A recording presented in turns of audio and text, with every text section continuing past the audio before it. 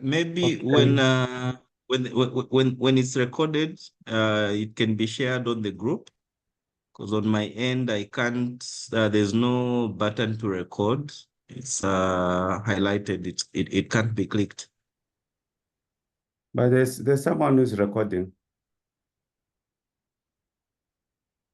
on the cloud. On the crowd. That is you. There is you is recording on the crowd.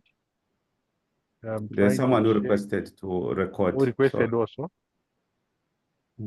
I don't know who requested. Colleagues who requested to record so that we know, we track.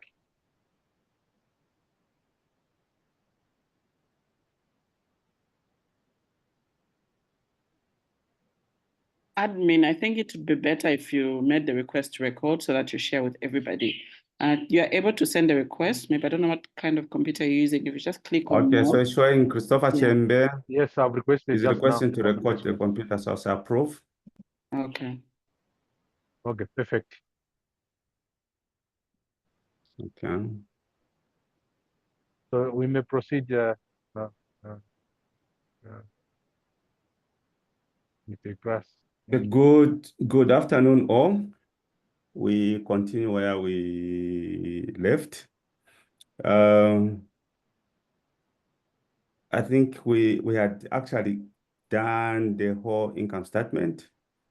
Obviously, the way it's supposed to be when we start looking at it in depth is from taxation. You have your current taxation, you have the VAT taxation, you have your total. But for now, we'll just go on up to the current taxation, which is the core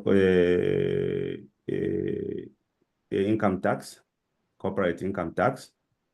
Then we get the income, then we get our whatever profits we get, we subject it to taxation. Then we have net profit, we'll leave it there. We go to the balance sheet. From the balance sheet, we do the cash flow statement. If we have time at some point in future, then we can go back and start now making it a bit more complex. So we'll go back to the interest, the debt schedule. I just want to show you the different way in which you can actually model debt. Excuse me, can you show your screen, please? We are not able to see the screen, at least on my side. You're not able to show the screen? You're not able to see the screen? Your computer screen, no, I can't see it. Who is not able to see the screen? I'm able to see it from my end. I'm able to see You're able to see the Excel, isn't it? Even me, I'm able to see the Excel. So if you're able to see the model, then what you should do, just check out and log in again.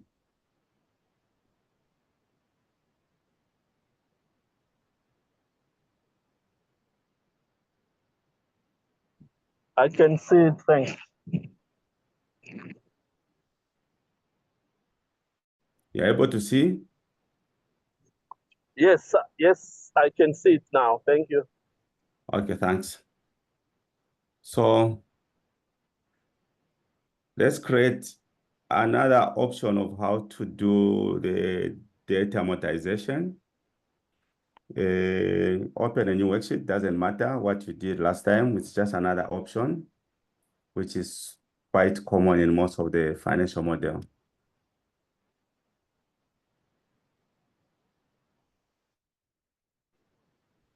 So we have our debt schedule.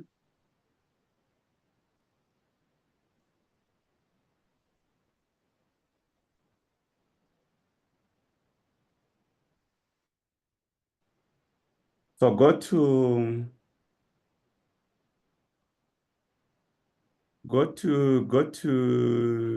D4.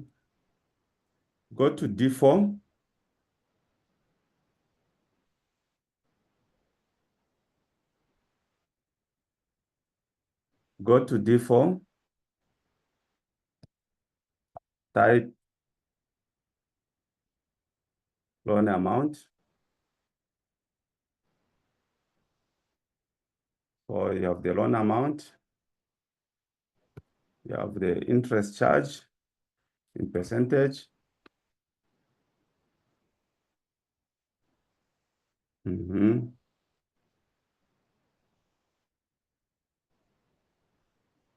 We have the tenor.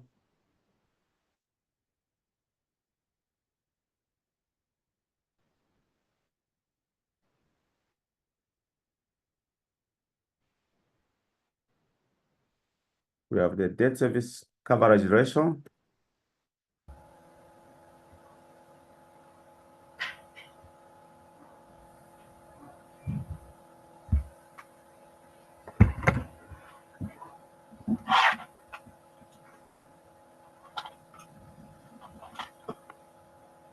Debt service coverage ratio target.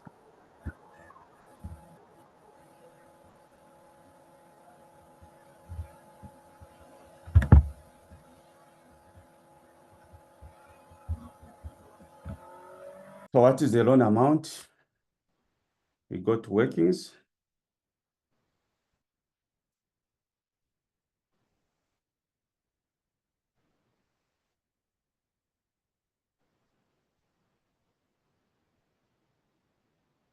We have the total capital cost or capex times your debt contribution, which is 70%.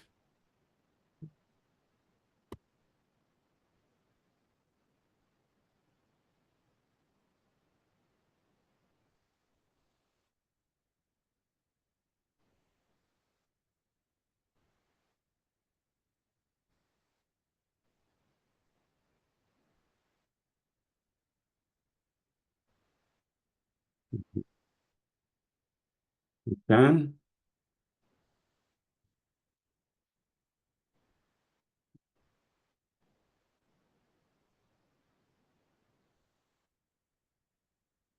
The interest cost.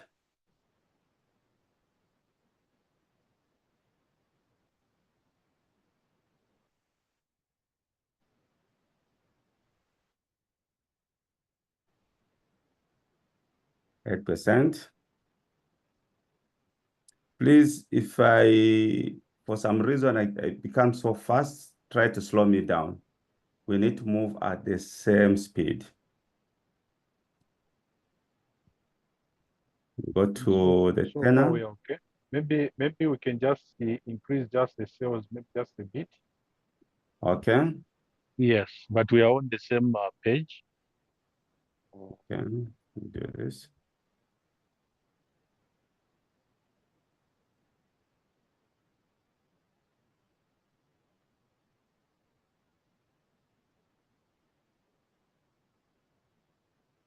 That's Is better. it okay now? Yes, I think that's better. Okay, maybe director, the loan amount is multiplied by? By the capital structure contribution, the debt contribution to your Debt. capital structure, which Okay. is 70%. 70% multiplied Which is by, from okay, the big debt rate. okay, noted. Then the debt service coverage ratio target, again, we'll still find it under financing assumptions, which is 1.25.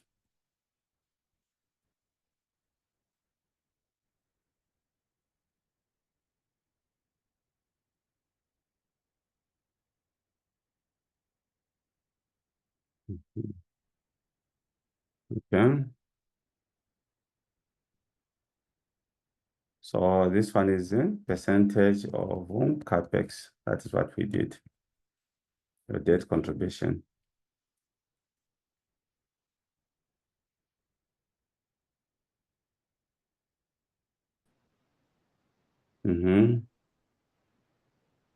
Are we there?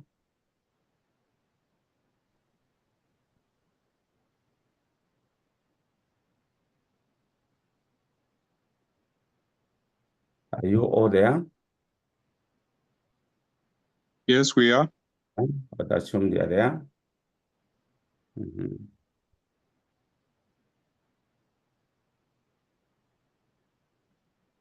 Okay.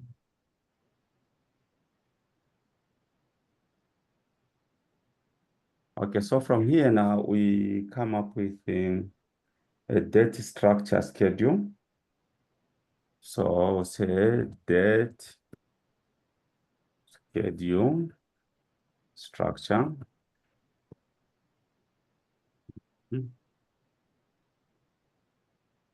So we have the year.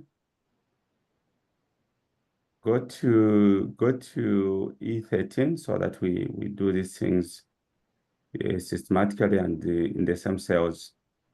So we have year in E13, type year. In F13, type beginning. Balance.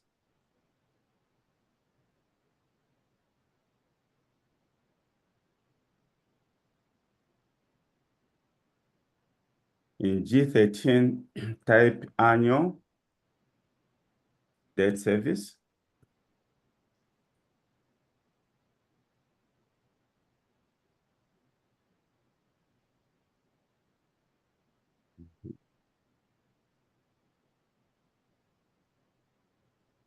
In H13, type interest payment.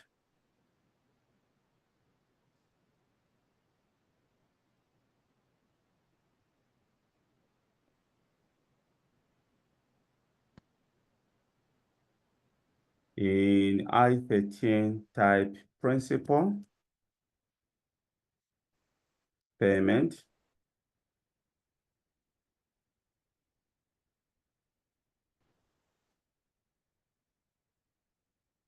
Then the ending balance.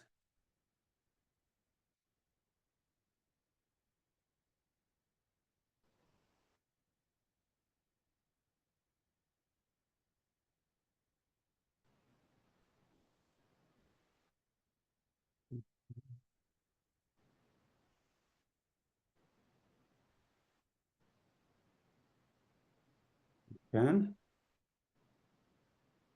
So when is debt servicing starting? Obviously 6 months after COD. So we'll go to the input sheet to determine when COD, which period is COD, when the COD is starting. So we have our COD, which is this, if you still remember, +1.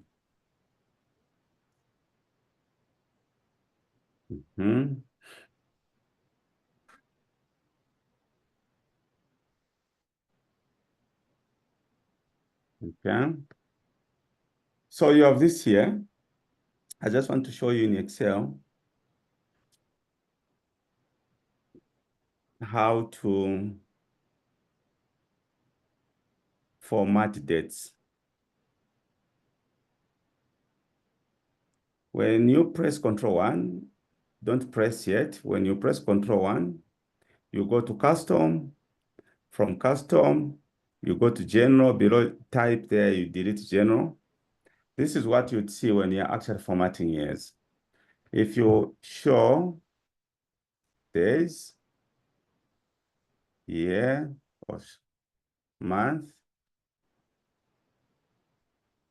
year, it will give you a first day. If it's 1st January, it will be first month. It will show 01. Then year, it will show 25, for example, which is year 2025. But if you go on and say D, MMM, yeah. What you will see 01, January, then, sorry, here we put another year. So what you see will be 01, January 2025. That will be the format that you're going to see. Let me just do this, sorry, so that you're able to see. If you format, you say MMM, Here instead, you will see, instead of that January, sorry, it will show the actual. It will show day, which is 01. Then January as is. Then to show 2025, like this. If you do your formats where you show MMM and yeah, like this.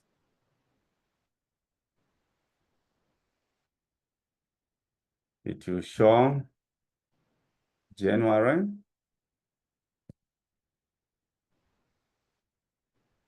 This will show January 2025. If you decide to only show year, to show the year, you have 4 Ys like this. So what you're going to see would be 2025. So this is what we'll do. So in here, just do Ctrl+1.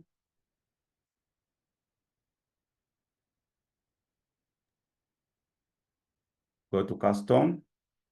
I know you're already there.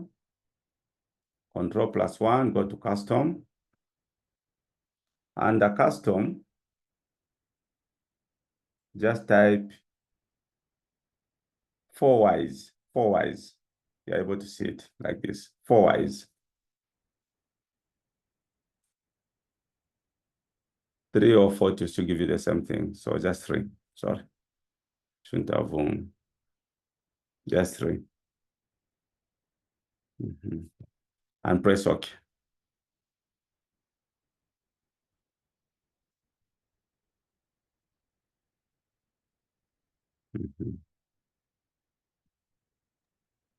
How many cells should we shed?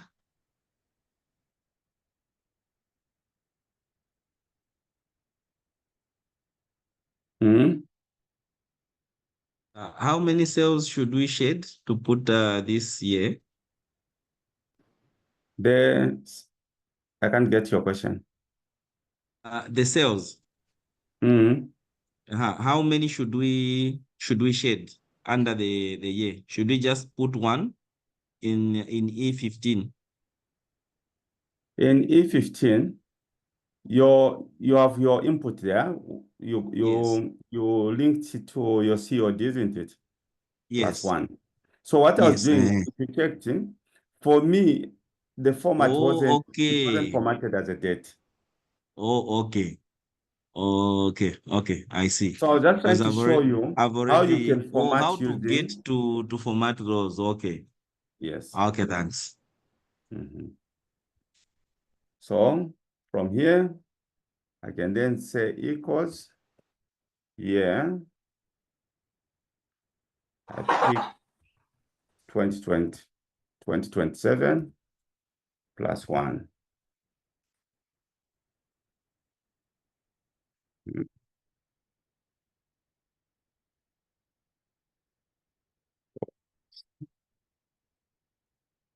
Sorry.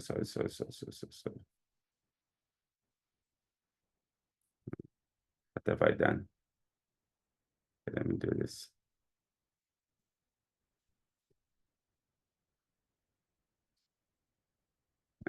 Month. Pick this. Over 11.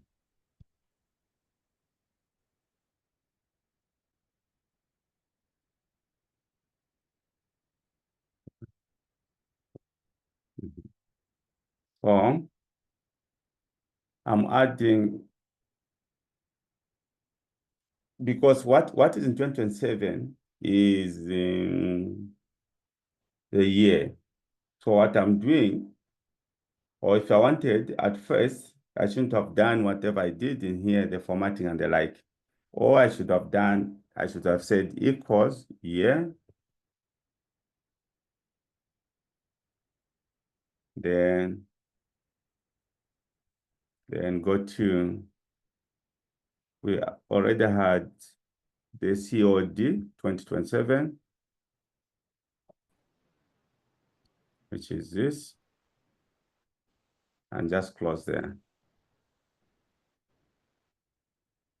Give me something useless.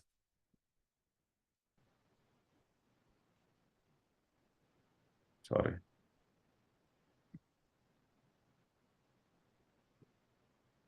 Okay, I've removed that here formatting.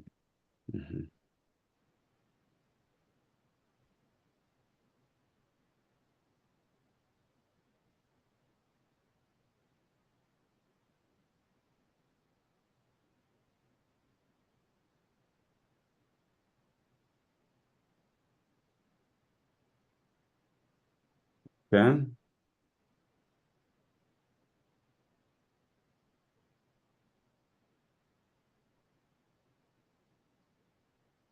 Then wrong formatting. Okay. So it goes up to year 50, for 15 years to go up to 2041, I think.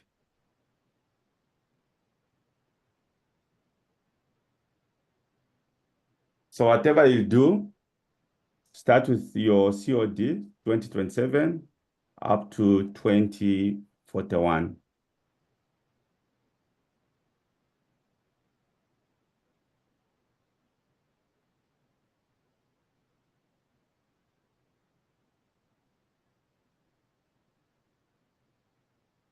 Yeah, the 1905, it seems to be showing up. How did you correct it? You just remove that formatting. You can pick any innocent cell, like that cell there. Press on the formatting brush and press wherever you have your 1905.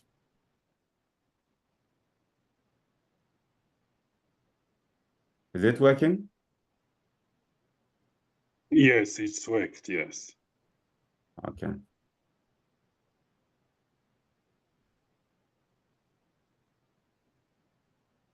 Okay. Now,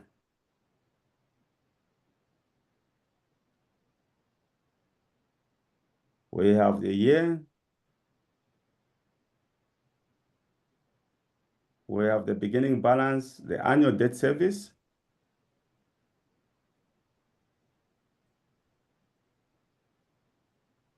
So the annual debt service, it's a combination of principal and interest. Then you have the interest payment, principal, then you get your ending balance. So what is interesting here is that the principal payment becomes a balancing figure. So once you have your annual debt service and you have computed your interest, your principal would be annual debt service minus interest payment. So most of these bankable documents, that is how they model debt. In Livingstone, I went for the most simplistic way of modeling debt. Obviously, it was also on the issues of time, but if you're coming up with a simple model, that sufficed and it was okay. Remember that your financial model, it will be more responsive to your debt service coverage ratio target.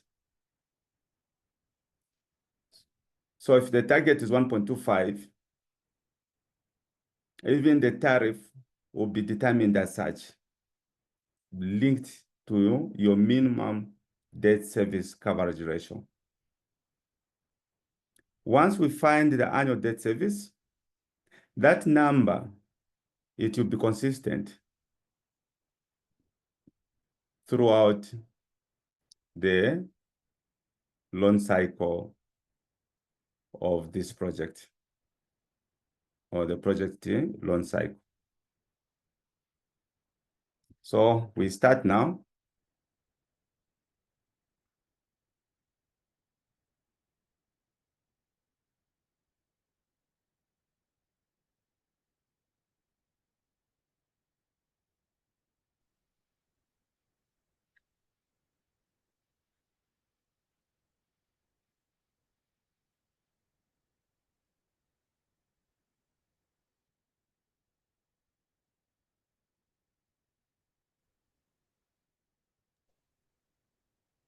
Sorry, I'm trying to put the video up.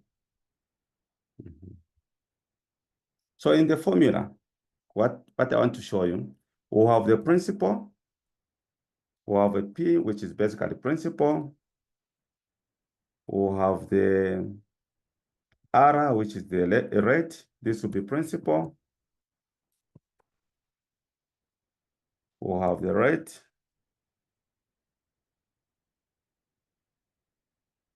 We'll have the number of years. The loan tenor. In this case, we know the principal is that loan amount on top. The rate, I think it's 8%. Then we have the loan tenor, which is basically what we got in here is 15 years.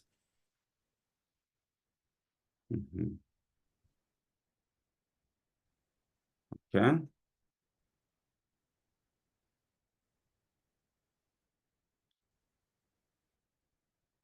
How many are in this lecture? I hope there are no ghosts that have entered Mr. Sepiso and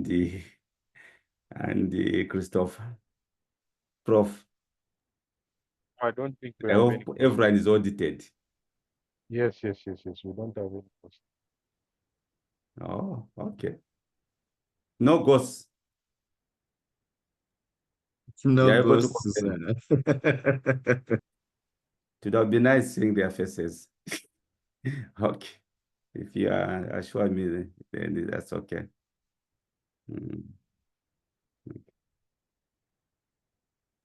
We are even less than the number we expect yet. Okay, I'm assured. So that's okay. I just wanted to know the people that are in this lecture. They could have just a second or so to show their faces, but it's fine.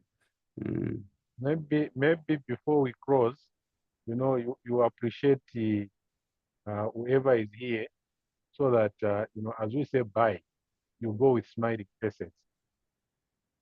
For today.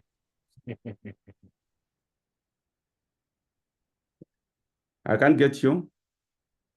I was saying that maybe a minute or so before the end of the lecture or the end of the class, then we can have people saying hello, so that everyone now can show themselves.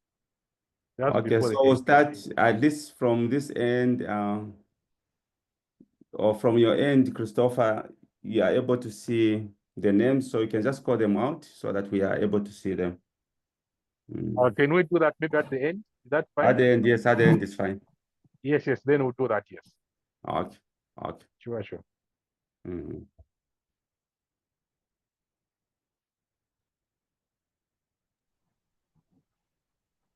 Okay, so the formula now for us to get debt service,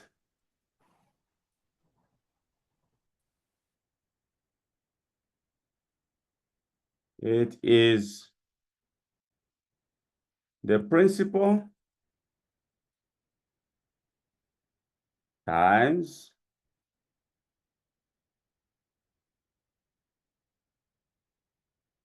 the rate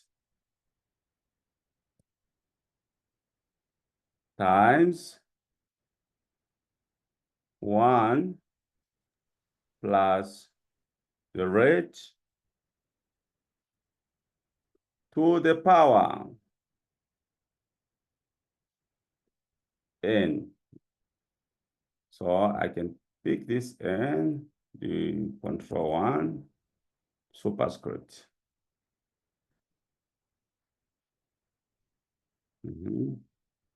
So it's principal times the rate times 1 plus rate to the power n.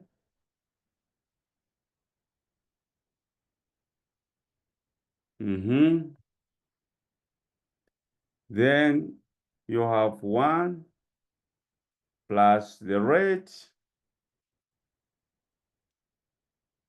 1 plus the rate again to the power n, then minus 1.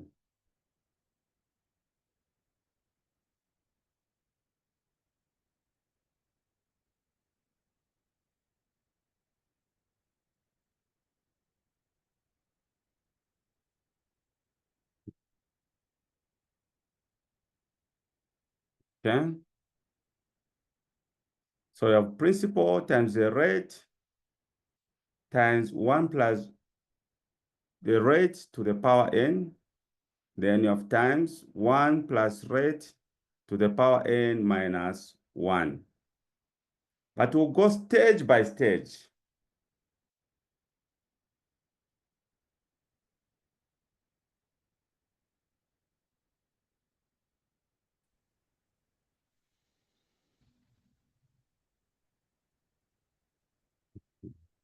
So I'll go stage by stage for you to understand this and the way we're going to compute.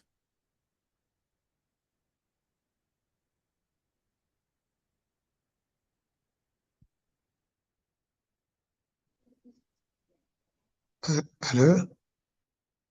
So we'll start with step 1 so that you just understand how we compute. Then now we can have it in the cell. You know, in the amortization schedule to be much easier. So I'll start with step 1. Hello, direct. Hello? Yes, Mr. Mans. That is one straight formula, right? Principal times Yes, it's rate. one straight formula. So, but I want to Okay. break it down Okay. step by step. Okay. I think you appreciate it more better than the way it is. Okay. Thank you. So I'll start with step 1.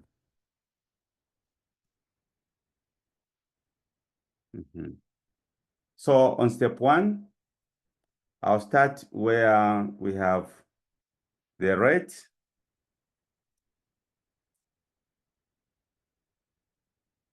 the power 1 plus the rate, then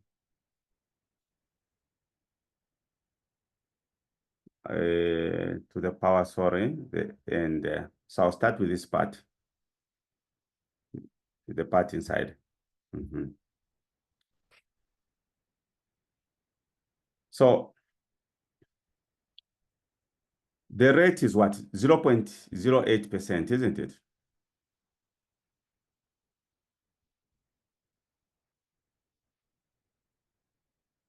%0.08 times 1 plus E5.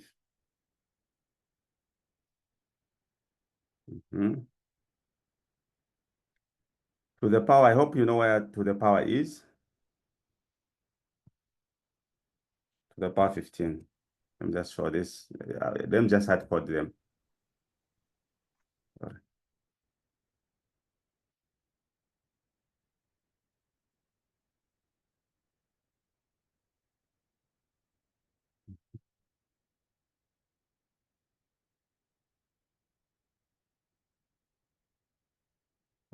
Are you there?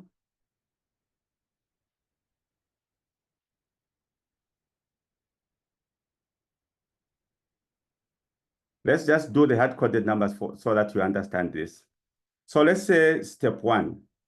Let me first ignore this part, the rate here. We just pick the first part, which is 1 plus R, 1 plus R to the power n. 1 plus R to the power n. So to be equals to 1 plus 0.08 to the power 15, since it's 15 years. Do you have this number?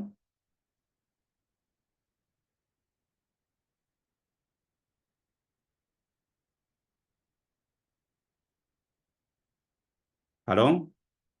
Yes, On step 1, yes. you have this number. 3.17, yes. Yes, we have it. Here, ideally, this formula is P times your rate, which is R, times 1 plus rate to the power n. Then you have this, which is 1 plus the rate to the power n, and you have minus 1, like this. So the first part for step 1, we have picked. I have to highlight this, just this part.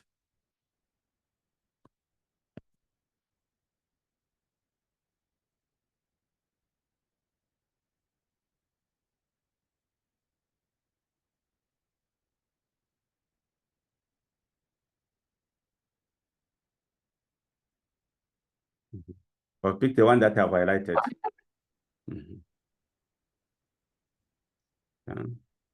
So we've just picked the 1 plus R to the power n, giving us 3.17. Are you getting the 3.17?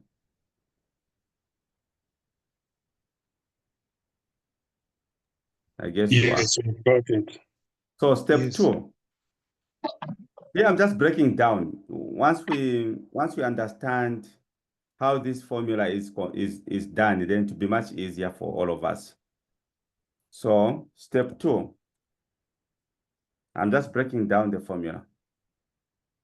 So step 2, I'll say now calculate where we have the R to the power 1 plus R to the power n, to the power n, this part.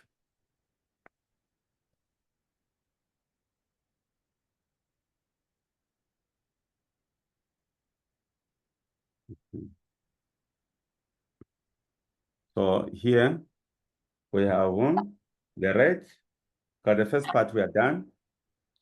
We have the rate, open bracket 1 plus R to the power n.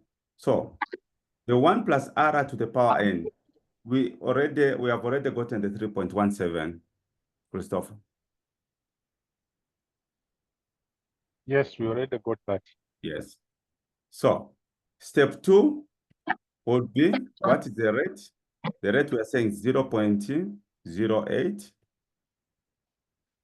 times 3.17. So this will be the number there.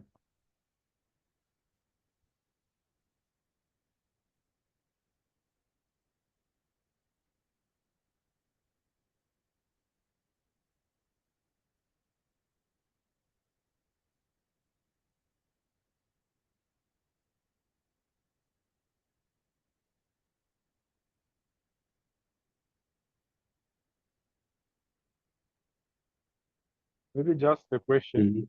Okay, anyway, since it's in Excel, it's still fine. I know that it has more, it goes to about 4, 5, 8 digits. So just 0.2, since it's in Excel, the number is I can get you. I'm saying that it's giving about 2, 1, 2, 3, 4, 5, about 6, 7 decimal places. Okay, let me just, okay. Let me see if it is 5%. What are we going to get? Okay, let me just put the decimals.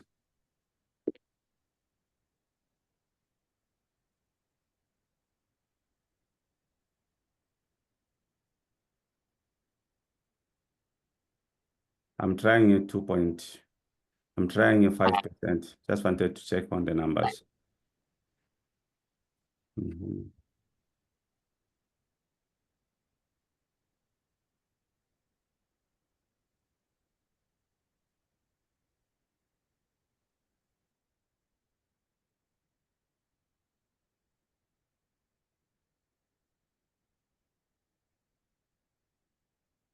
Put the decimals.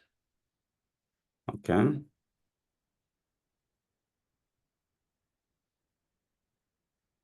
I'm just trying a 5%.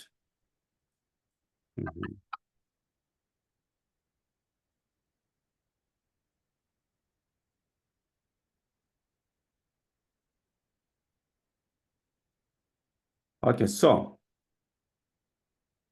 let's just hard code, use the 5% first. Let's use the 5% in step 1, put your 0.05. In step 2, your 0.05, you should get these numbers.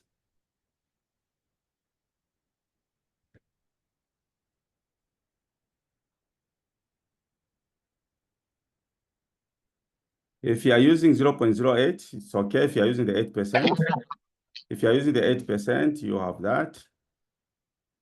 And you have that. So maybe instead of hard coding, let's just say interest, so that we move this rate.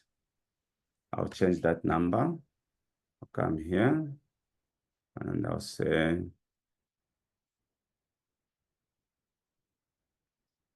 at, and I'll come here.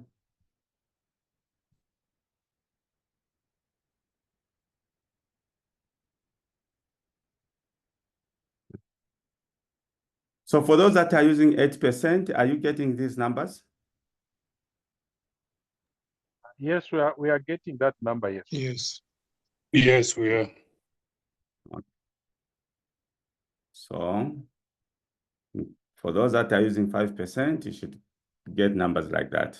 2.07, 0.1, 0.3, and 5. But we are using 8% for now. So we go to step 3.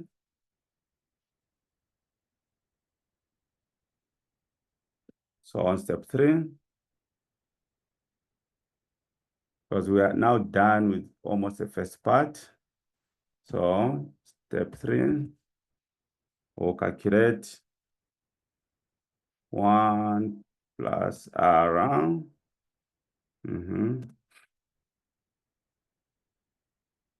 to the power n, then minus 1.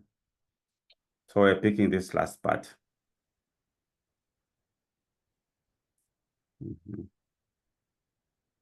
Okay.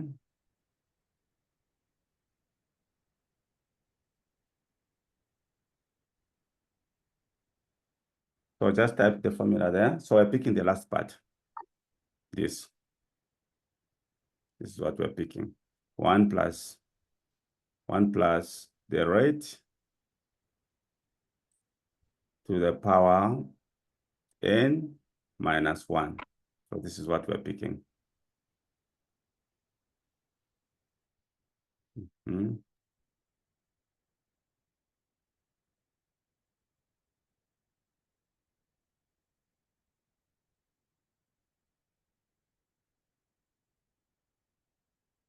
Okay.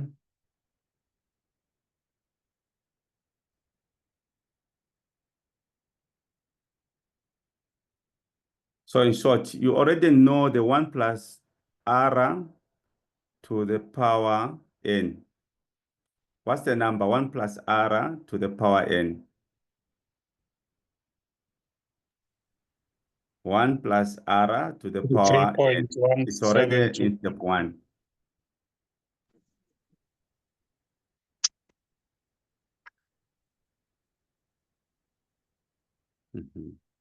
So we already have this number, minus 1.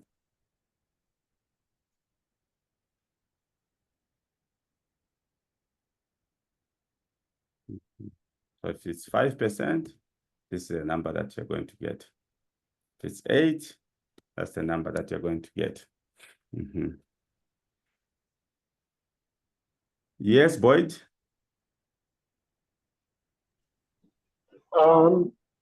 That power is so is the 3. Is it to the power n minus 1 or it's this? I can't get you. Hello, Are you can you hear get me? him? Prof, Yes. are you able to get Hello. him? Mr. Tembo, can you just repeat what you said? Maybe I'll get you. Okay, so I was asking about the formula step 3. Okay. So, yeah, so that's power. Is it raised to n minus 1? No. The power is just the power n. Then minus 1 is Okay. separate. Maybe you can just put a subscript, Mr. Fitz. On the Okay. end there, just put a subscript here so that it goes up, yes. Yeah, the n should be a subscript. That's what he's asking. Yeah, like that, then minus 1. Mr. Temba, you now okay? Yes, I am. Okay, let's proceed. Okay.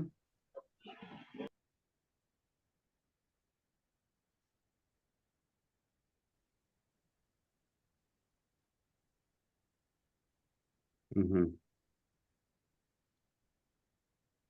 So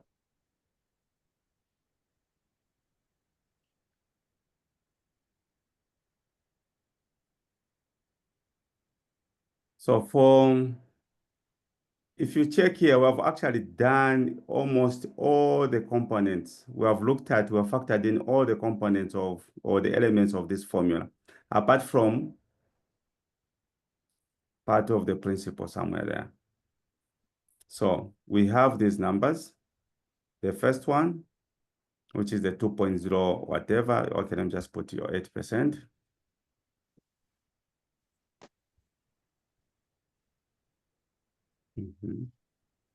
You got for step 1, which is the 3.172, which is this first part. Step 2 is 0.255, meaning it picks now R up, open bracket 1 plus R to the power n. Then step 3, it is picking the last part of the formula, which is 1 plus R to the power n minus 1, which is this 2.17.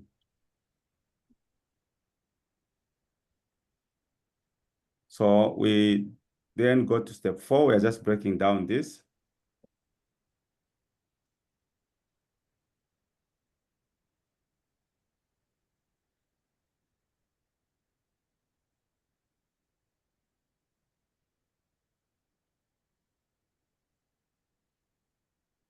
So step 4.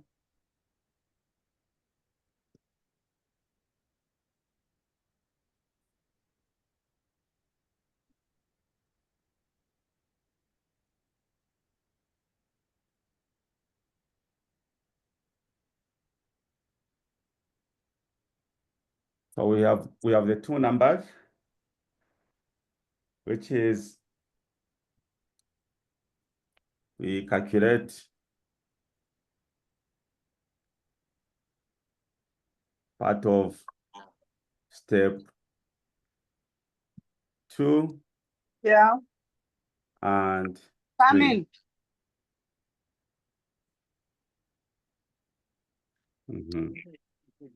So we have these numbers for step 2. That's good. Prince actually said he was like, who cooked the chicken? And it was really good. Inter, please mute yourself. It was that Inter, can good you and mute I yourself? missed it.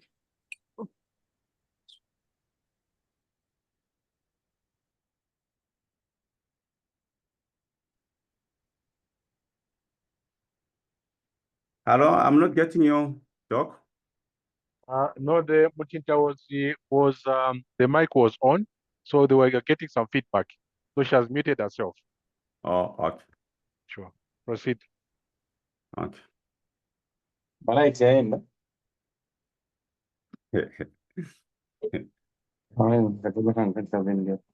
Colleagues, can we I please hope mute we don't have people ourselves? from I hope we don't have people from Zesco this Maleta and I think Matthews. Apologies, Okay. apologies. Okay, so we have done the first part. This first part here. Sorry. The first part, which is the principle, which is the rate. The first part, which is 1 plus n plus r to the power n. Now we have these two, sorry. We should be able to divide. Yeah. So we should be able to divide. So whatever you have found in step 2 and step 3, the first, in step 2, that's the first part of the formula. Step 3, that's the last part of the formula. So if you divide this,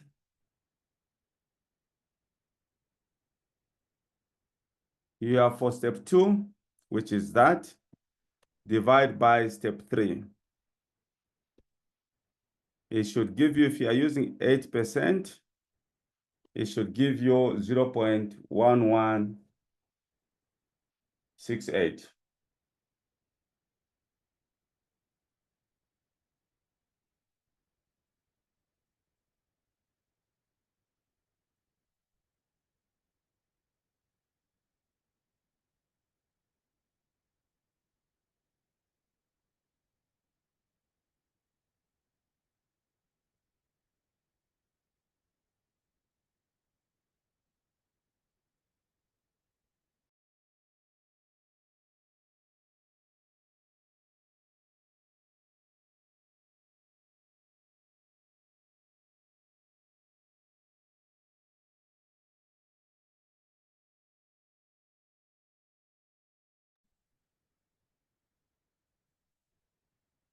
Okay, so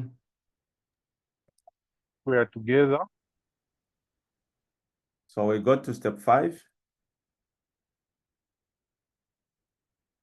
which is final. So the only thing that you're remaining with on step 5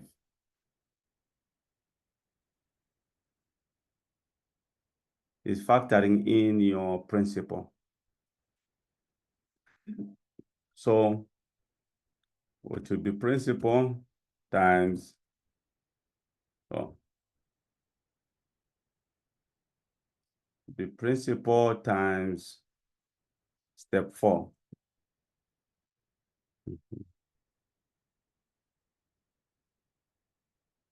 Which would be this number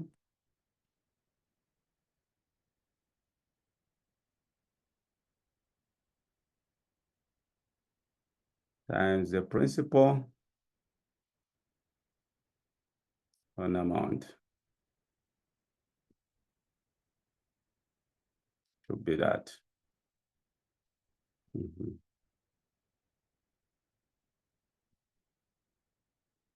So if your principal, so you have, this will be your total debt servicing.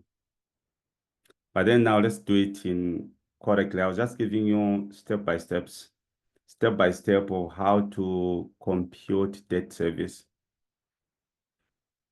Which numbers do we have here? Sorry. 8. So you should be able to get about this. Yes, Boyd?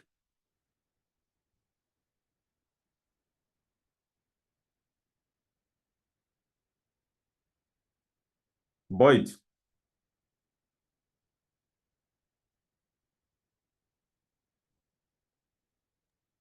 Maybe say hold on, we can proceed. Drop Hello. your Want to hand. speak? Yes. So when I look at your formula in step 3,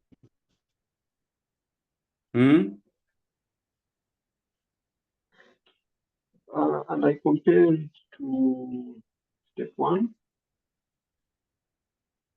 So which would be 3.17 minus On which 21. one? On step 1.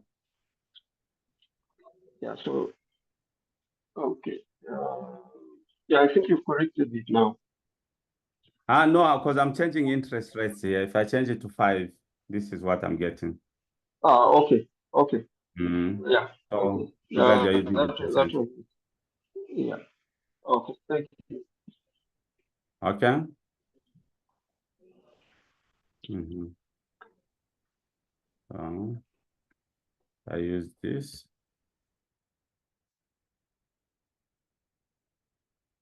Don't mind what I'm doing. And check.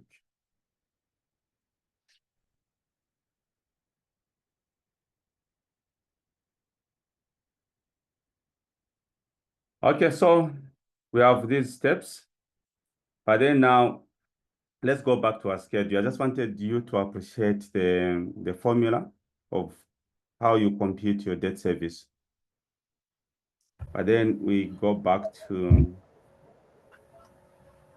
our schedule. How much is our principal? Excuse me, which figure are we using for our principal? It's 25. I'm seeing where It's 2586. what about the one you have written as 16? I said don't mind that number. Oh, I'll just all do right. the sensitivity. Mm-hmm. Okay, thank you. Okay. So the total payment should be about 3 million, sorry,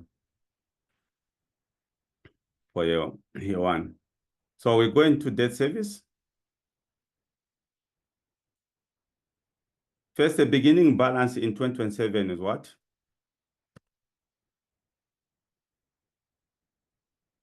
The beginning balance in 2027 is $25.8 million.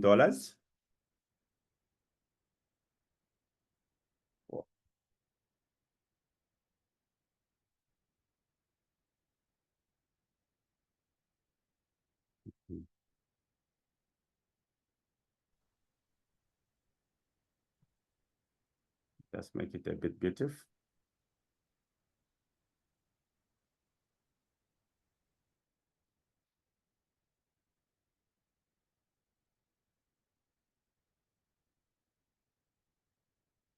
Sorry, you know what I'm doing.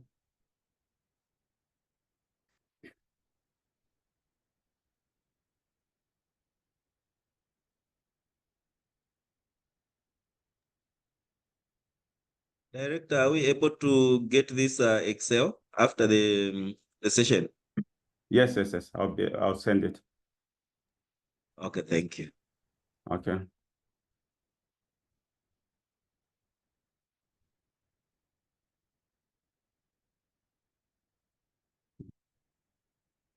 I'm using MacBook, so I'm getting used to MacBook. I'm not familiar with it. Okay. So we have the beginning balance. You agree that the total debt is 25.8 million. You have that number, right? Yes, we do have that number. Mm-hmm.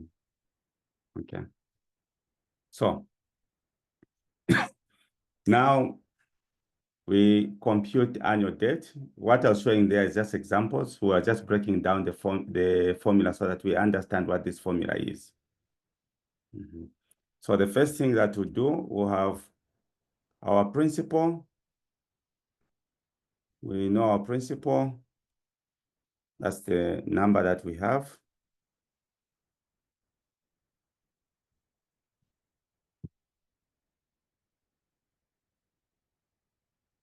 Mm-hmm. So principal times, what's the rate? We have the rate here. We have the rate of 8%. Mm-hmm.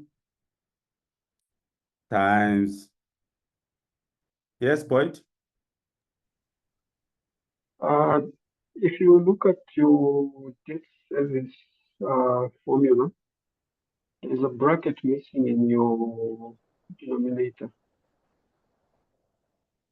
So if you structure it like that, then it's not going to calculate.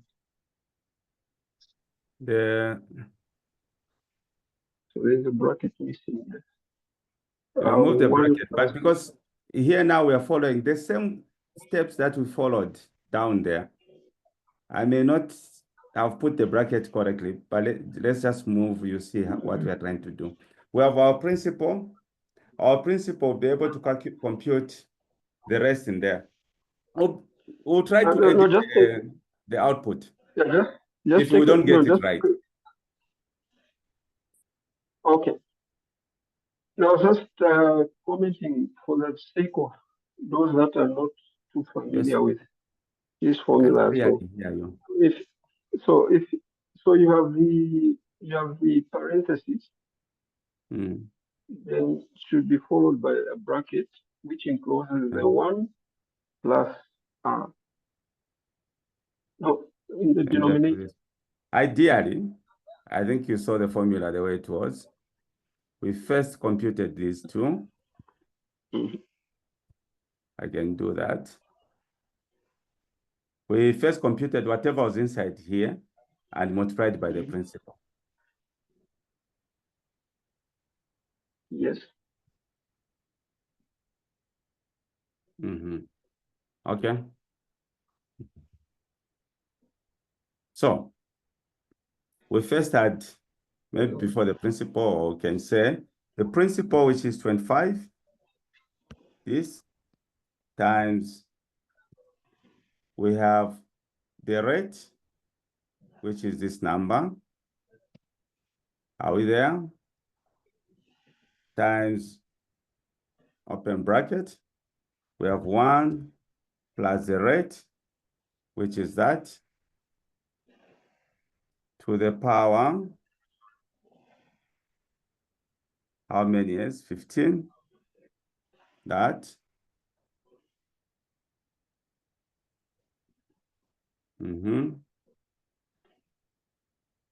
Can close this whole thing. Divide by, again, we have 1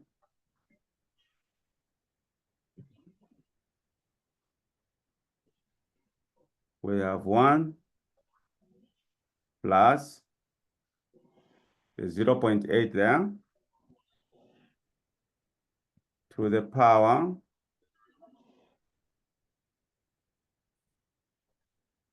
15. Maybe I can do this so that it is very clear. We'll see. To the power. Yes. Sorry. So that is the bracket that you just put in now. That's what was missing.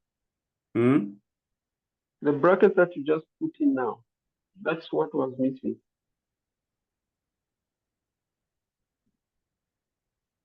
Which one? Okay, let's first redo. But it was done stage by stage. No, just now you're confusing me. Yes, Bernard. No, sorry. Sorry for confusing you. But so if you look at that, just go to the formula again. No, up there.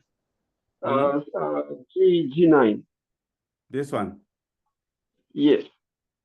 So everything is okay on top. But the numerator down there. So which one? Just after, yeah. So after the slash. Yeah, very faint. So sorry, let me just get off the. Maybe can I come in? Can I come in? Let me get off. Yes, Prof. Okay, so maybe Mr. Fitz, just after the division sign, there is like more or less like a bracket, open bracket, which is missing. I think that is what his contention is. Oh, okay. There's this, yes. Yeah, yes, something like that, yes. Because what we are doing here, guys, Thank you for what we are saying. doing here is that we are first computing this first part, then dividing it by this part, then times the principal. That is what we are doing. These are the steps that I'm showing here. We are first getting that number, multiplying by that, whatever, multiplying by the rate. And step 3, getting this number, dividing these two, then multiplying. So you can correct your formula whether they are brackets or what. But ideally what we are actually doing, let me again redo it. The ideally what we are doing so that we don't confuse you. We are saying it's 1 plus the rate here to the power 15.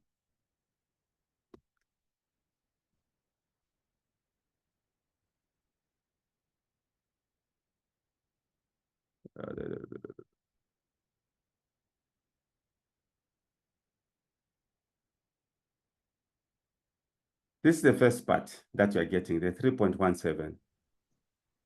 This one, the first part, the 3.17, that is what you're doing. The second part is now to multiply by the rate so that you get 0.25.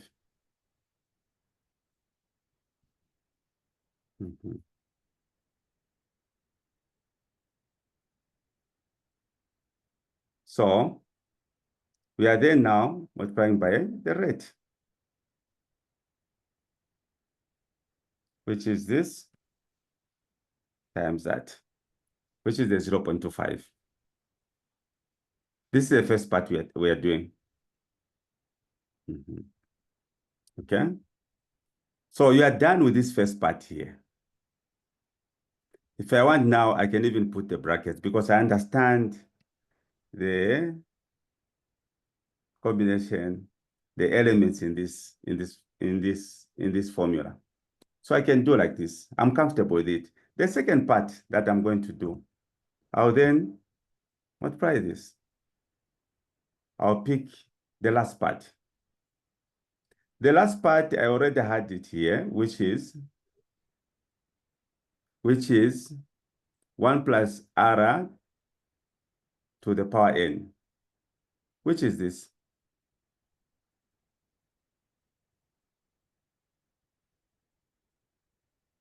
I have this part,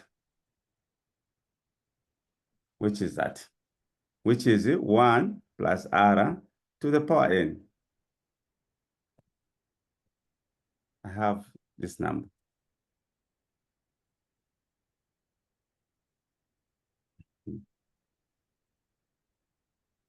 But then I have to subtract -1. So when I'm here, I have step 1, I have step 2. This step 3, the only thing I need to do is to subtract 1. First wait, which is not complete. So I get back there. In here,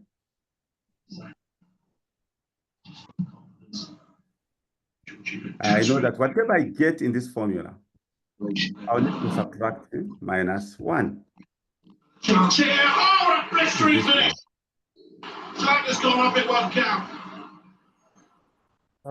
Hello? So we have done the 2 elements here. I've looked at this element. I come here. I've looked at this element up there, which is that. We have also looked at this element here. Looks a very good player last season. He seems to have risen a level now. Dixon, Kinke, So can you I've mute looked at the yourself? first element. You can put your brackets if you want to put your brackets. I've looked the last element. The only thing I haven't done is to include the P here. So first step, I've looked at the R1 plus R to the power N.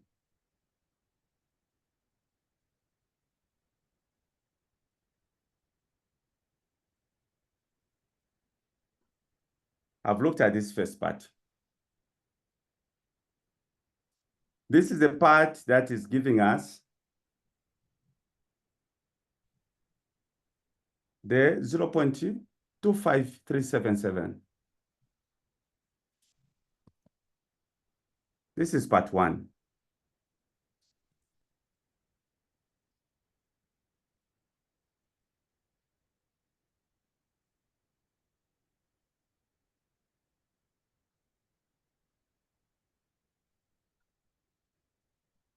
Part 2 is this where now I'm picking 1 plus R to the power N. And whatever I get here, I'm saying minus 1. This is the other part. Then the third step, which gives you this 0.11, is where now I'm picking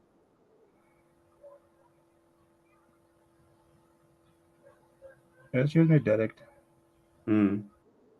I think the first one is giving us 3.17. The 1 plus R, the power N gives us 3.17. Second step is the one giving us 0.2537. The third gives us 2.17217. the third part should give you this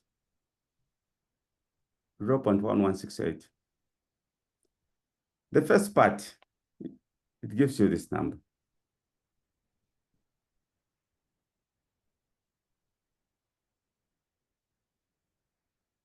.25. So if you don't want to put the rate here, the first part, if you wanted, you do this. It gives you,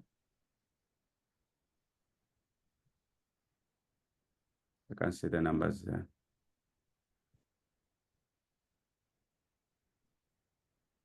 It gives you your 3.172. So depending on how you are doing it, then whatever you get here, the first part, this first part, which is basically your 8 times 1 plus 8 to the power 15. This is the first part that you're getting. You're getting 0.25. I don't know if that is what you got. The second part, it is basically 1 plus that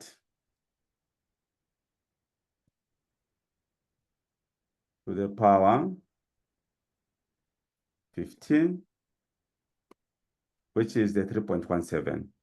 But this is before you subtract that whole formula there. Before you subtract it, you subtract 1. So if you say minus 1, you get this 2.17. Then these two, you have this number, the power that, or divide by that, it gives you these two numbers. This is a number that you are getting. If you check, this is a number that you have down here when we're breaking it down. This is the number that you're getting.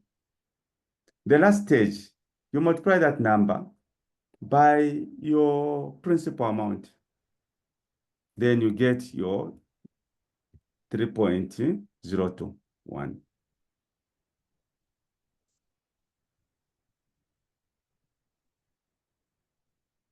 So the next stage, do not get discouraged. You understand this. The next stage, you are just going to multiply by that to get this number here.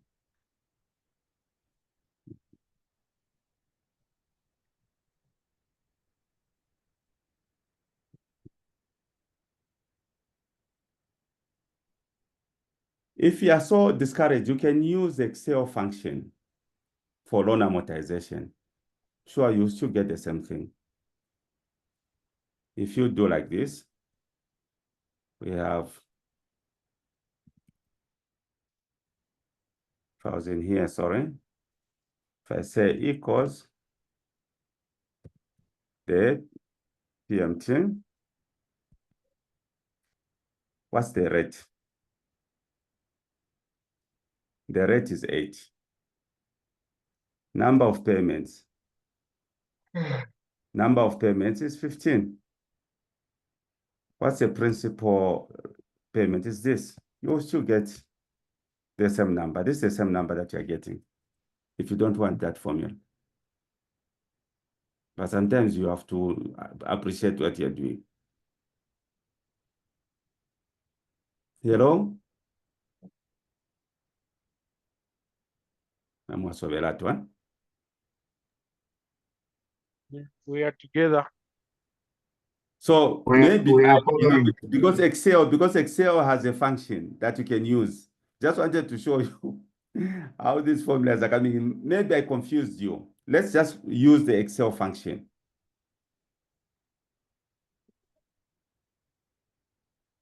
So the Excel function, instead of using these formulas, ignore them for now. But director, then You have a formula in Excel. You have a formula in Excel, which is this. Director. Trying to learn. Director. Yeah, so director. Yeah, from best practice, which one is the best approach? I think because we are learning, I It's think Excel. It's Excel formula. It's Excel function. It's Excel function. But there are times when others would want to do the computations like this. But I just wanted you to appreciate how the function is. But Excel has that function. Are we not almost there, director, with the same formula? Yeah. Sure. Are we not almost there with the same formula? We No, can we are finish. already done. This is we are done. But I'm just saying that obviously when you're modeling, you may not want to do this. Yeah. Because Excel will help you to get the number that you want to get.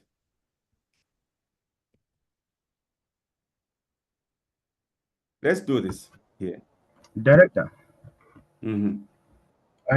My suggestion, could we finish with this formula? It's quite an interesting one. Of course, we know that there is formula in Excel, but this one is also, it gives us the detail, like to see what is inside.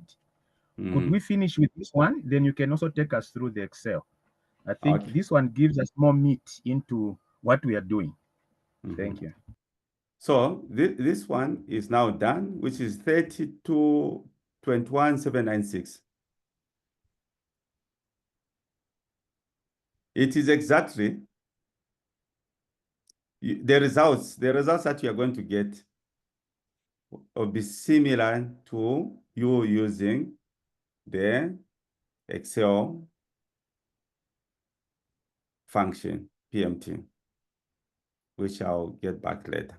So we have the 25 beginning balance. We have the annual debt service. This annual debt service, it will continue for 15 years.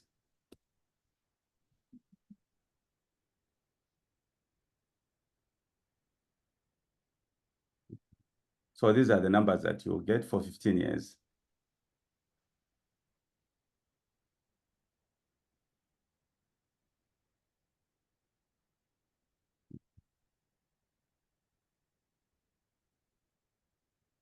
Victor.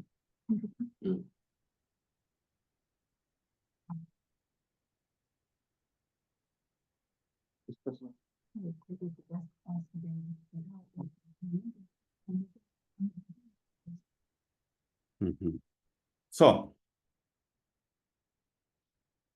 what would be the interest payment here?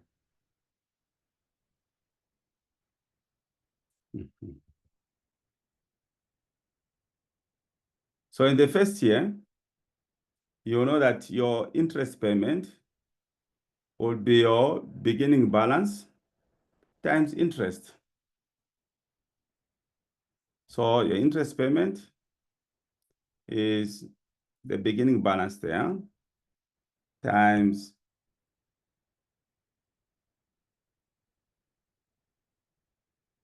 interest of 8%.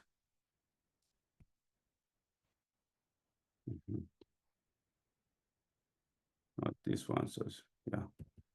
So this is your interest. And you can say IPMT. And just wait. Add number of payments. Present value.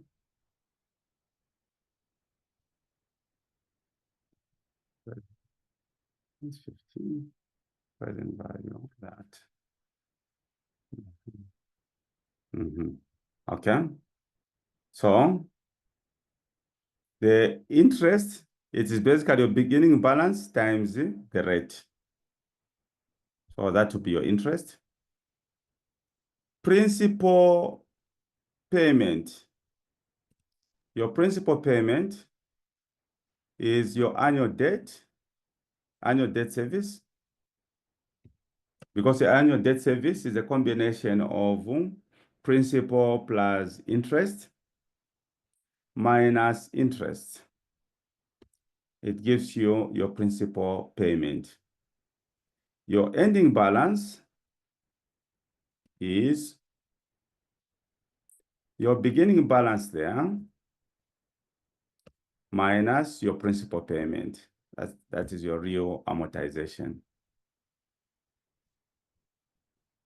In the following year, your opening balance will be the ending balance for the previous year. Yes. So you have these numbers up to 2024. You equally have these numbers going down. So this will be all loan schedule, such that on the 15th year, you would have fully amortized your loan.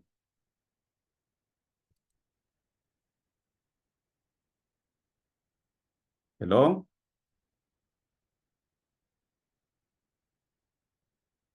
Could you repeat the principal payment? Sorry. Principal payment. Principal payment is annual debt service minus interest payment. Thank you. So using formulas, this is what you get. Can we, so you have your annual debt service, less your interest payment, giving you principal payment. Then your amortization is basically your beginning balance less the principal payment.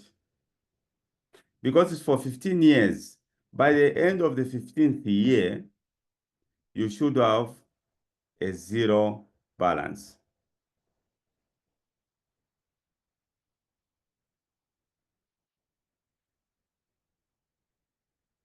Hello?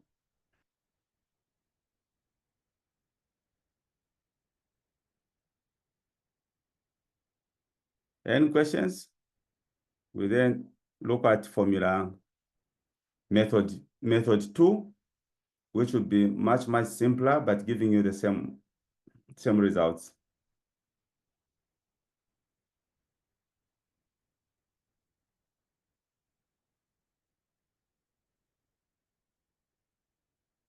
Hello?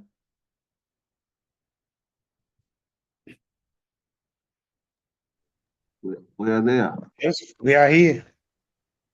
We are getting you, sir. The facilitators, workshop organizers. We are following. Let's proceed.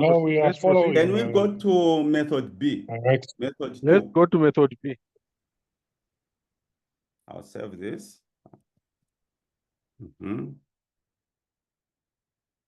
So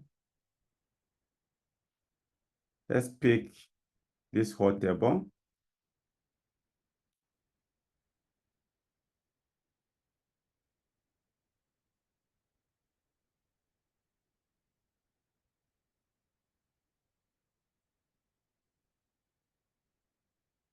Copy take this table to O13, Control V.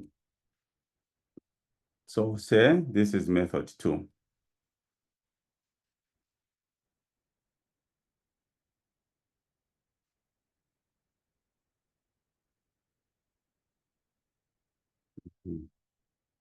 Okay.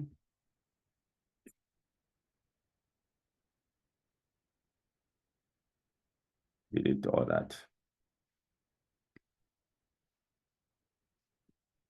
Sorry.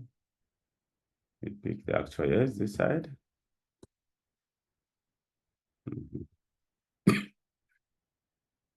So on method 2,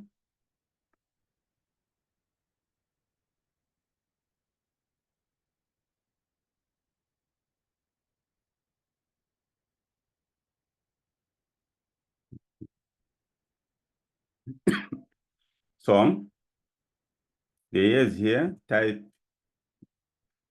for amortization up to 15. Just type 1 up to 15. This is a period. Year 1 up to year 15.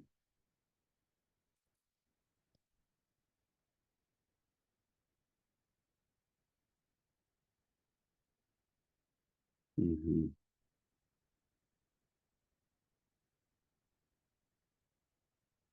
not do what I'm doing. I'm just wasting a bit of some time waiting for you to do this. Do you have this table? Yes, we have it.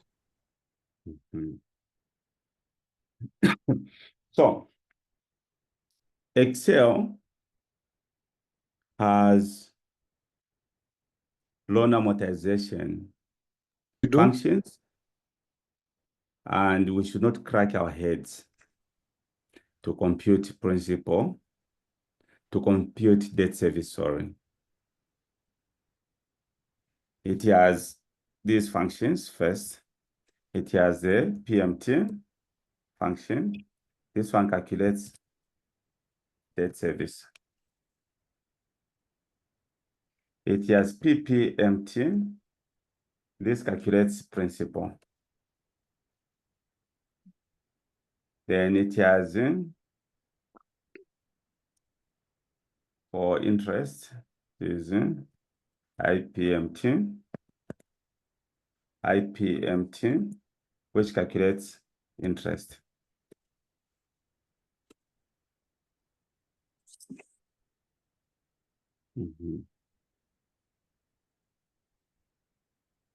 So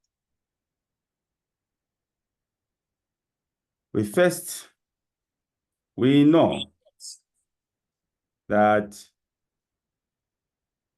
for us to calculate the annual debt service, if we are using first the beginning principal, the beginning balance here is that loan amount, the 25.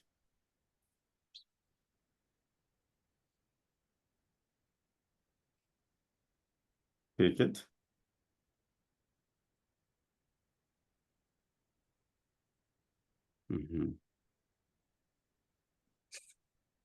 Then the ending balance is the beginning balance, type that, beginning balance minus the principal payment.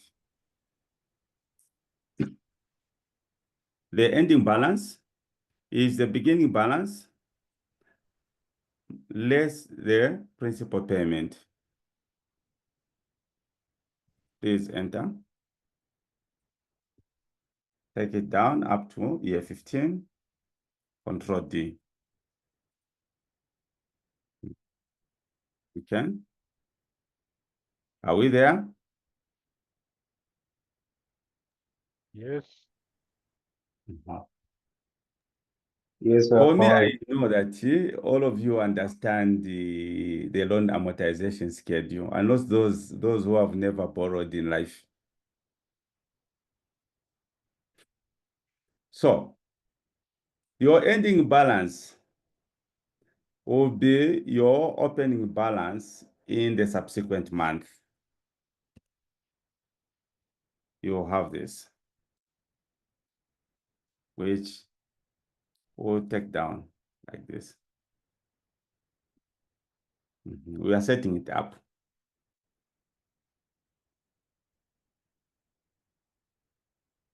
Are we there?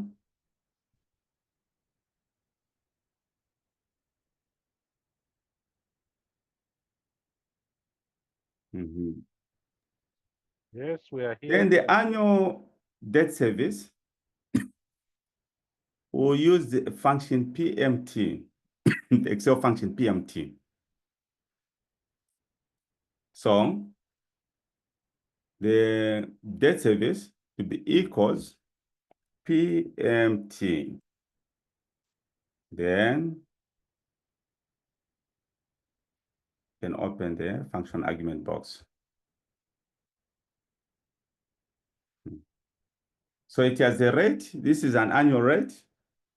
If you are computing or calculating the debt service per semester, you divide by 2, whatever annual interest rate that you have. In this case, we are computing the annual debt service, and we know the interest. The interest rate is 8%. Please lock.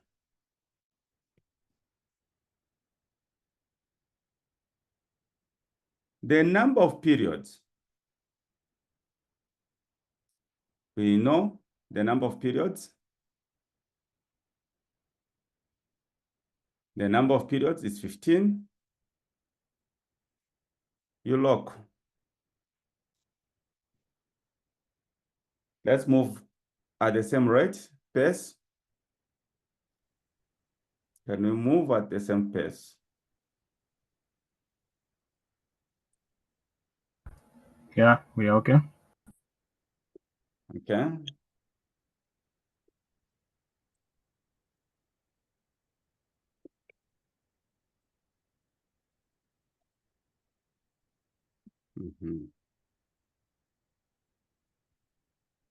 Mutinta, are we okay?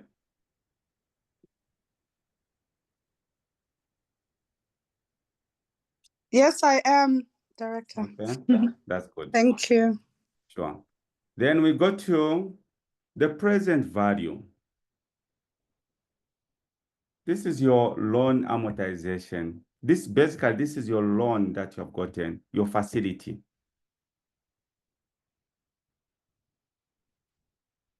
So your loan facility, we go up here. This is the loan amount. Lock.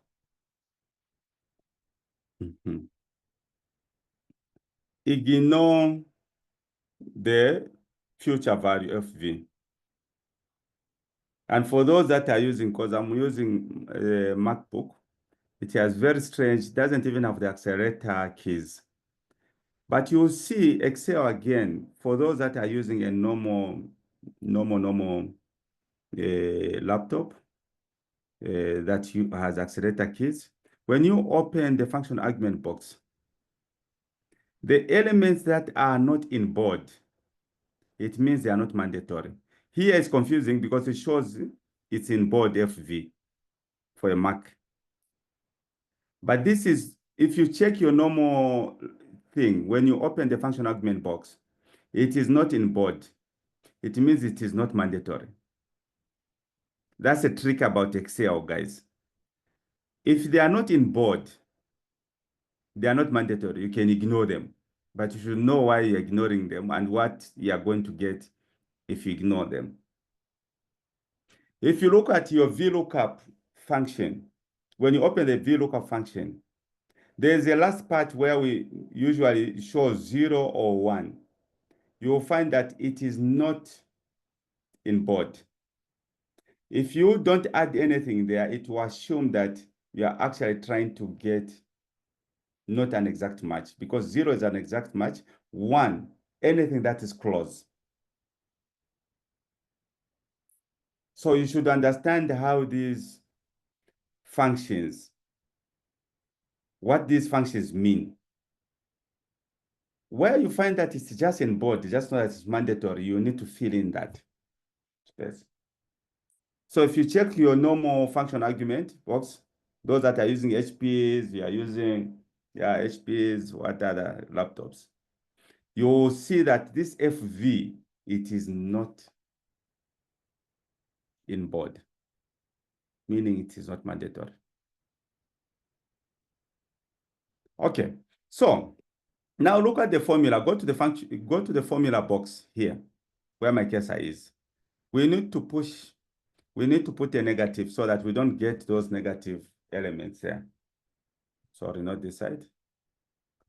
Here, just after the equal sign.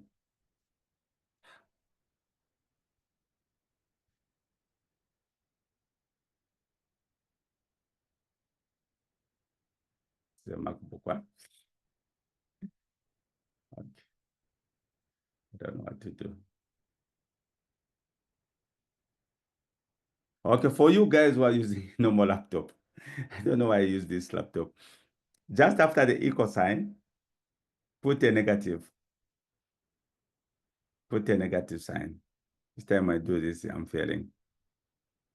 For me there now,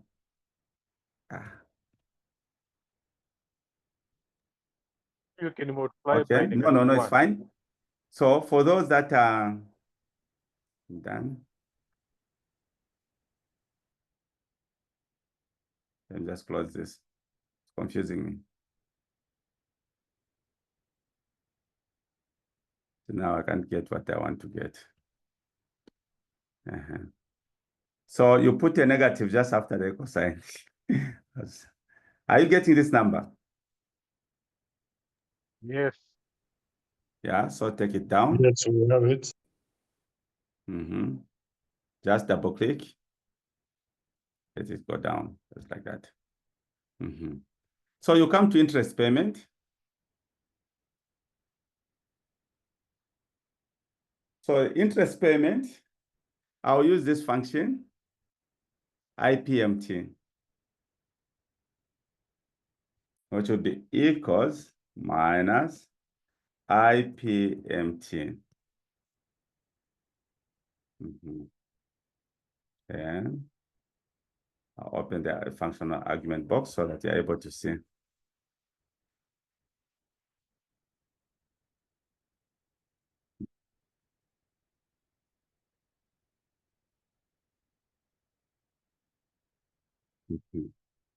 So you have the rate, which you know, and you know where to get it.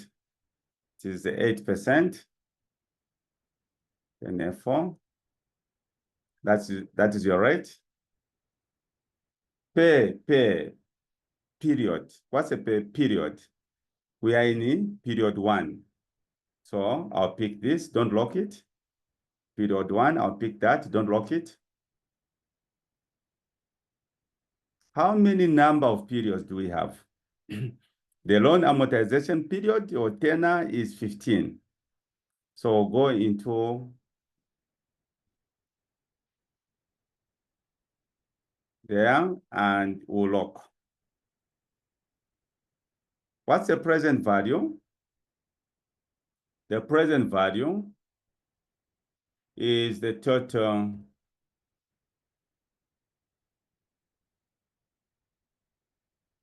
amount there. I'll lock.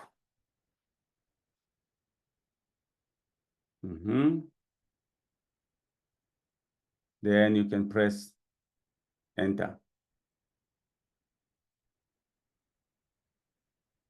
You should be able to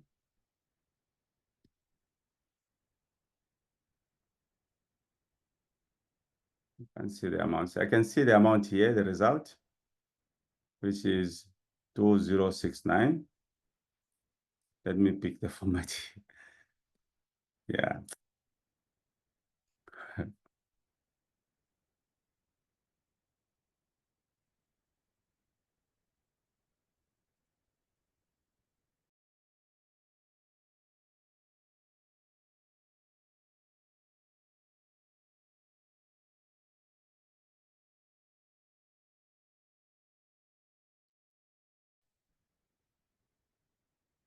Okay. So take it down. So the interest payment, it does reduce over time.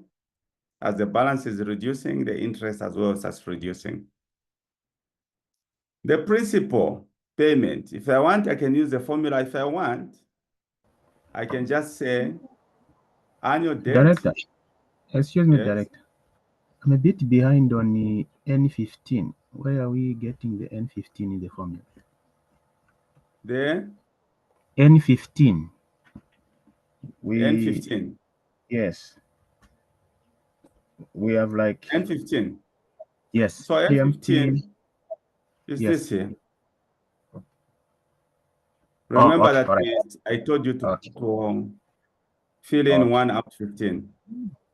Okay, all right. Okay, thanks.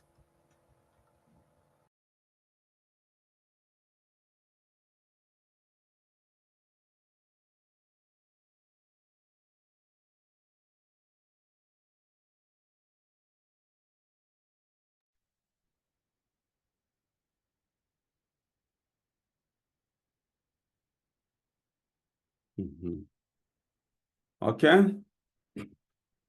So what I was saying, on principle, I can just get the debt service minus the interest payment. But I just want to use the formulas here. So let's use the formulas.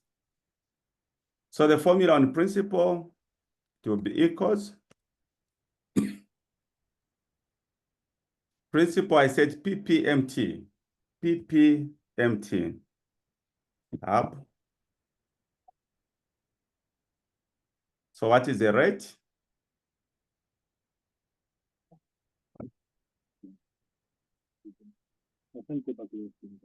So the rate is 8% log.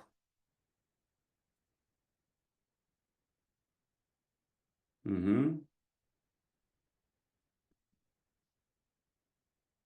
should also, in the formula, before, just after the equal sign, just put a negative. Number of periods. Start. N15 in period 1. Number of payments or number of periods.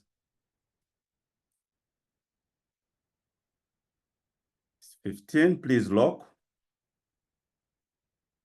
What is the present value? The present value is the loan amount, log.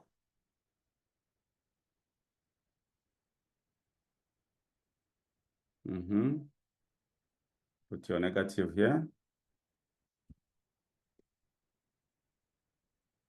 So just check method 1 and method 2. You will still find the same numbers. I don't know which one is much easier for you. You won't win a medal by using a complicated formula. Just compare the numbers. You check these numbers.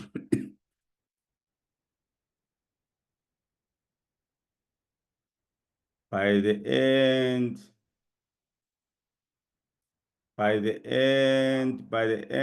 of the loan, in terms of debt service, you would have paid, in terms of the debt service, you would have paid 45 million. Interest, control RI, you would have paid 19. Principal, obvious 25. Principal 25. So by the end of your loan amortization or the loan life, you would have paid $45 million.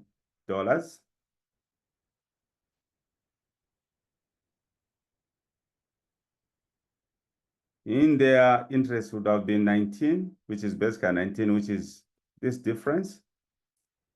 That minus the present value of your loan, which is 19.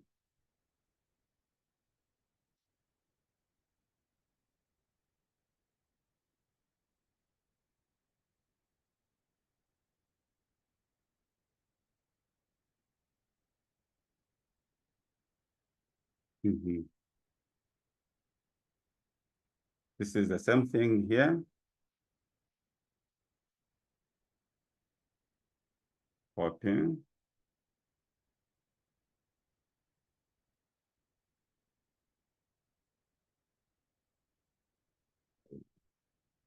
These are the same numbers. So in terms of choice,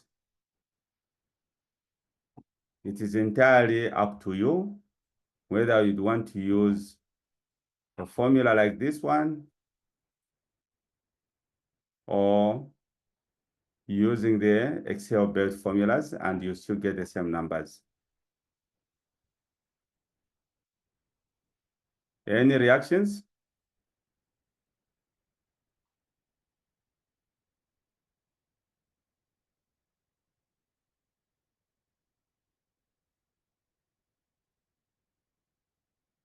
Sullivan, any reaction? Which one would you choose? I'm all between good. I'm all good, Director. I've managed to populate both of them, but the Excel function one looks easier.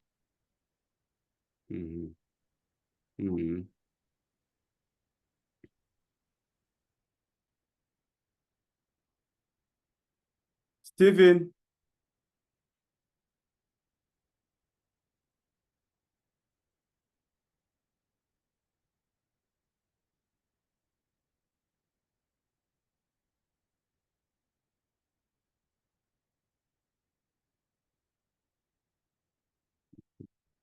Okay. So the advantage with this, you entirely avoid the circularity errors. If you had to use this type of debt schedule and using the Excel functions.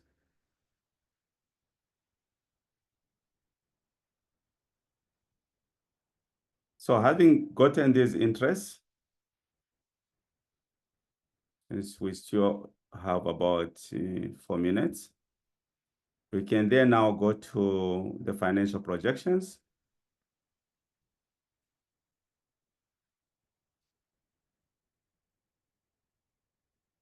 We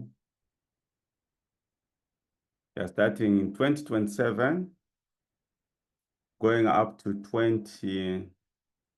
Just want to show you another trick up to year 15. Please just highlight up to year 15. Highlight up to year 15.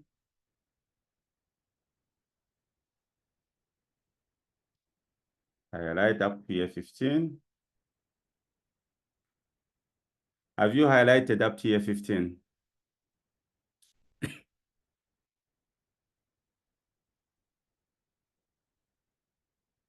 Just want to show you a simple trick.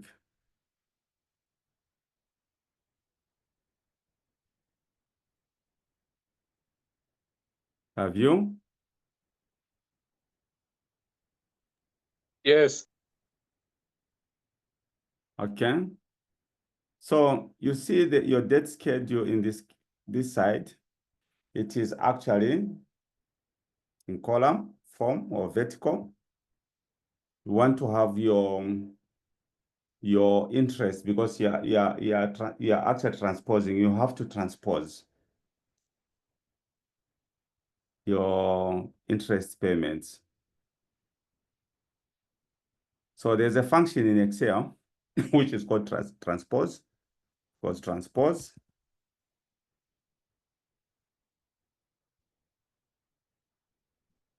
For those that have a newer version of Excel, you just pick the numbers in the manner that you're going to pick them. I'll show you, and you press enter. For the rest, you have to you have to apply you have to convert that operation into an array, meaning you have to do three things. You have to hold Control, Shift, and press the Enter key. So say equals, transpose, open bracket. We go to the date schedule. We pick the interest here, it's for 15 years. Close bracket. You hold Control, hold Shift, and press Enter. You will see in the carry curves or brackets. CSE. Control, Shift, and press the Enter key.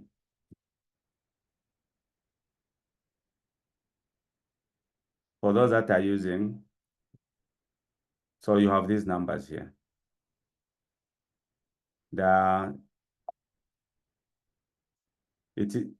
What we have done, it is called an array for me.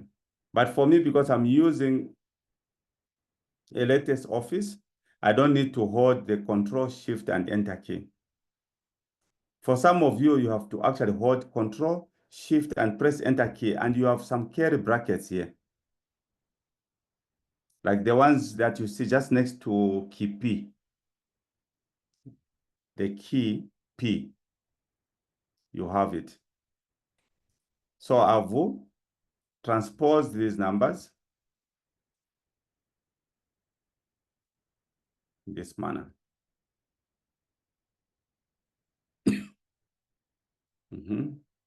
Are we all there? I'll save. I'll still send the spreadsheet.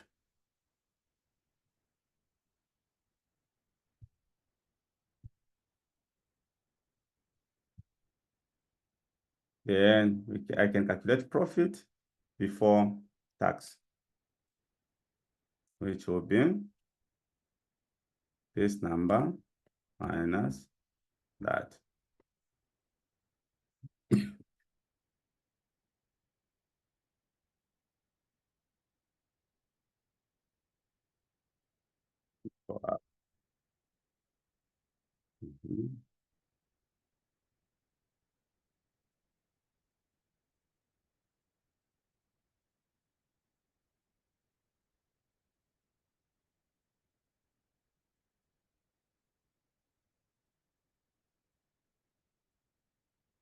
So we have profit before tax.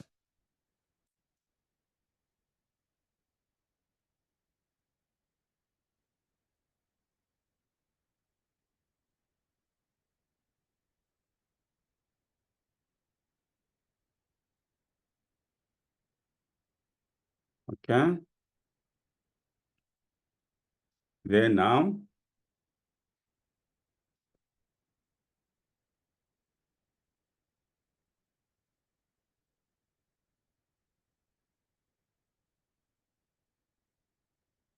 so profit before tax, then bring in the current tax or corporate income tax. Maybe let me just call it tax. Maybe call it current tax at some point in future or model the deferred taxation. Okay. So with the current tax, you know the drill. The drill is equals max.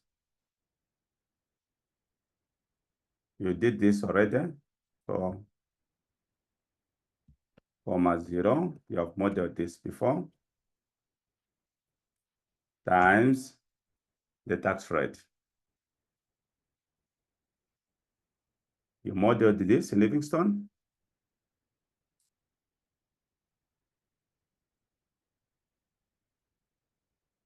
Corporate tax, FN,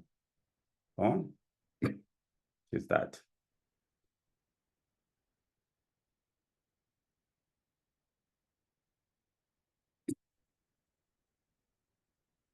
for ARA.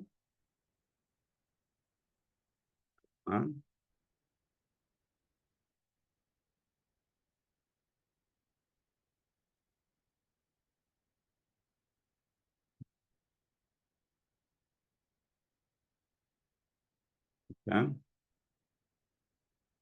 Sorry, so you have your net profit or net income. Let's just write net income. Your net income equals profit before tax minus current tax.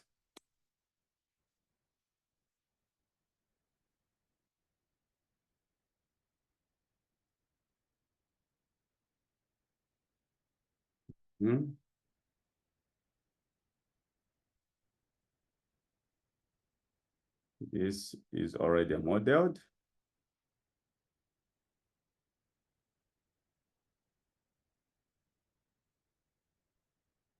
Save. Okay.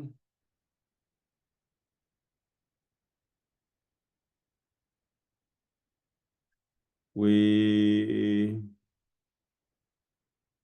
have done up to 17. It's time now to check out. Obviously, I then hand over to Professor Chembe and the engineer Bright Sepiso.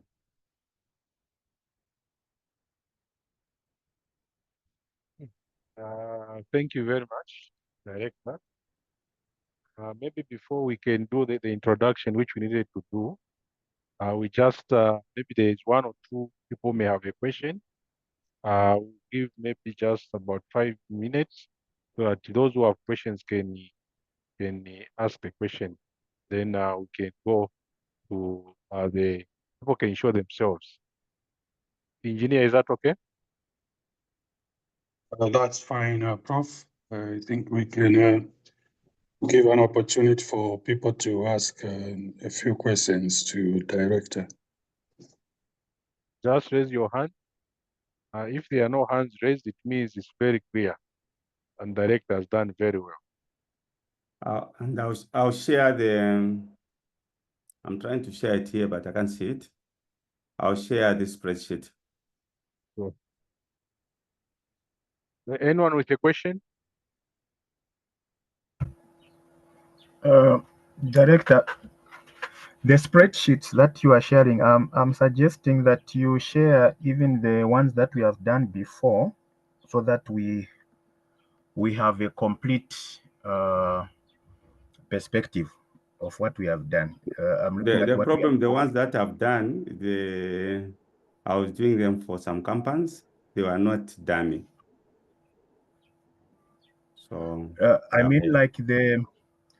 mean like where we are, the one we did in Livingston, where you are, where we are having our inputs from and the rest, because we are populating them as we are going. They are also being populated. Yes. That is what I've sent. It is complete. All right, thank you. Yeah. I don't know if you have access to it, all of you.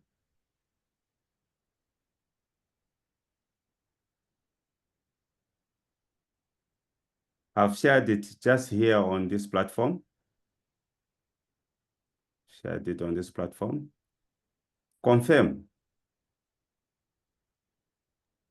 Is it on WhatsApp, Director? No. On this. It's on on Zoom. this platform. It's on Zoom. Just check. Just go to chats. It's in the chat. It's in the chat. Yes. I've seen it. Yeah. Okay, thank you. It would also be nice to share it on our WhatsApp. Are you able to do that later? No, we'll share it later since we have downloaded it already. Yeah. I think instead of Director sharing, let the organizers share it on the chat. Yeah, because he has shared in the chat. No, we have received. Okay, thank you. So if there are no questions, then we can go to the next issue, which is just to know that we don't have costs in this. Oh, there's Boyd. There's a hand from Boyd. Boyd, please proceed. Thank you, Professor. Director, would it be advisable to hard code loan repayments when your principal is variable? I can't get your question. Your mic, I think, is a bit faint, Boyd. Professor, are you able to hear Mr. Tembo? Okay. Let me try. So I was asking whether it's advisable to hard code loan repayments that are variable when you're doing the loan repayment schedule. It So has to be dynamic. Like I said last time, the only area where you're allowed to hard code is in the input sheet. The rest has to be dynamic. Because when you go to your lenders, there are certain parameters that have to change, that they'll want them to be changed through negotiations. So it is advisable that where you have hard-coded numbers should only be in the input sheet. And the other numbers on loan amortization, they have to be dynamic.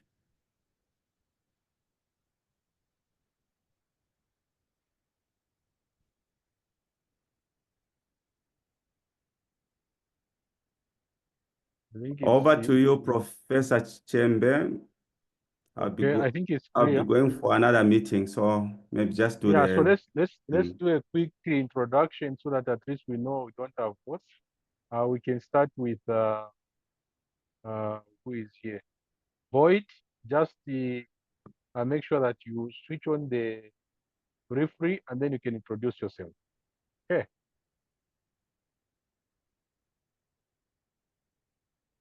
You're muted.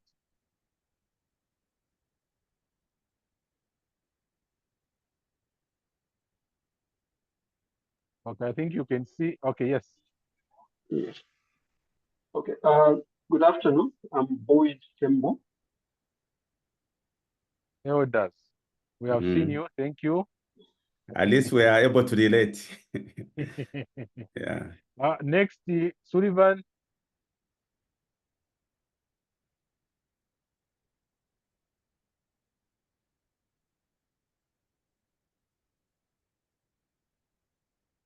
Okay. I think we can see. Good afternoon. My name is Sullivan Chapula from University. Yeah. Next is Sham.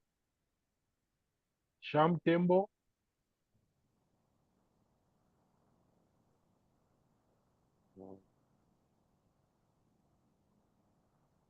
Sham Tembo, are you there? I think Shams just switched it on and left. Just left the jacket. We can go to Henry. Henry. Oh, okay, Sham is here. Yeah, I'm having network challenges, sorry, but I was around the whole lecture. Thank you. Okay, thank you. Sarim? Sorry for keeping you this late at home. We'll leave now. Sarim? Yes, good evening. Having challenges with my camera, but everything is okay. Thank you, Director. But then, Director, what is the first point of contact when we're dealing with ZESCO? Either as a potential off-taker or as recording in progress, or as using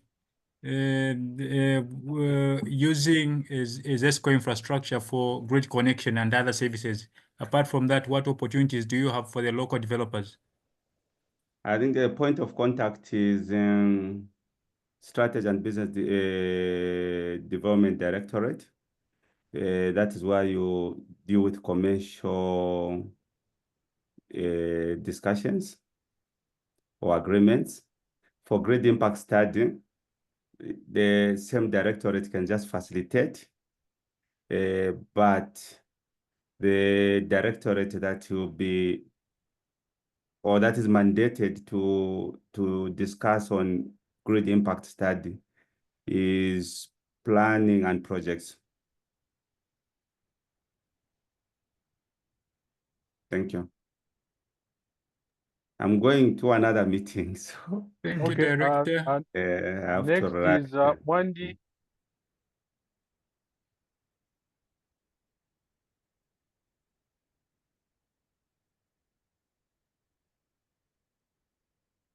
Mwandi has left. We have Stephen.